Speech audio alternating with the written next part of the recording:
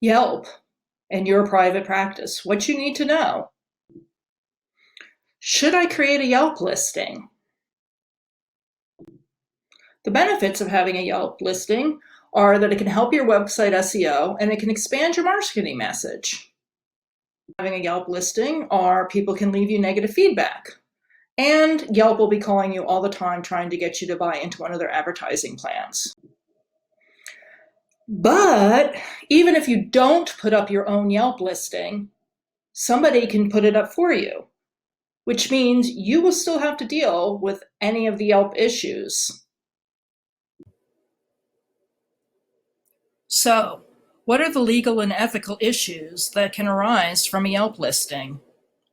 Confidentiality, testimonials, and receiving a negative review. Confidentiality. In California, confidentiality is both a legal and ethical issue. In California, there exists the law called the Confidentiality of Medical Information Act, CIMA. That holds that mental health care providers are mandated to protect individually identifiable information of clients. In addition, each counseling organization's code of ethics has statements and guidelines about confidentiality. Testimonials. Testimonials are an ethical issue. Each professional organization has guidelines that testimonials are not okay from current clients. Not each of them spells out that former clients can leave them or not. But even if they don't spell them out, they still don't recommend doing them. Past clients could become your future client, and there's always a power dynamic, even if the therapeutic relationship has ended.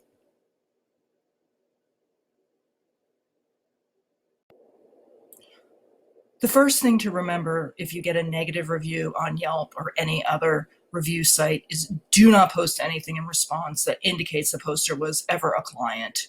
That is a clear breach of confidentiality.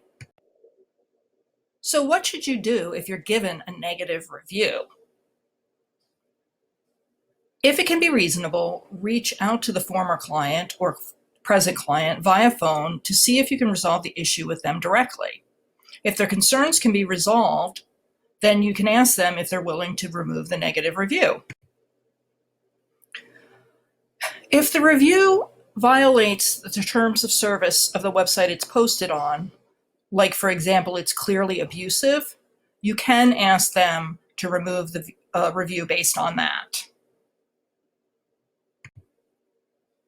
You can also try and bury the negative review with positive reviews. Obviously, you already know that you can't ask clients to post, but you can ask colleagues to post about your work.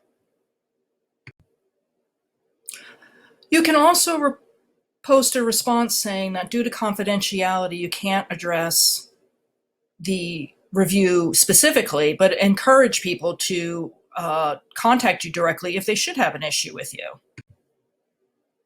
Some additional thoughts on review sites. Like I said, you can, in the last slide, you can post a response to a negative review asking people to contact you directly, but you can even do that ahead of time and put that in your description of your services. Kaylee Combs, who's an expert in social media and ethics, has an example on her Yelp site on how she does that. And she allows anybody to copy that if they so choose to.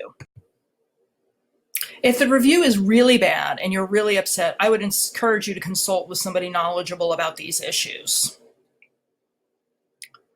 But it's important to remember that a negative review does not mean the end of your private practice, and you should try and take some deep breaths and just kind of find out your way to deal with it. Many businesses, good businesses, have bad reviews on Yelp or another review site. Thanks for taking the time to learn about Yelp in your practice. I hope this helps you decide whether to have a Yelp listing or not and what to put on it if you do have one. Make sure you read all the handouts too. Thanks.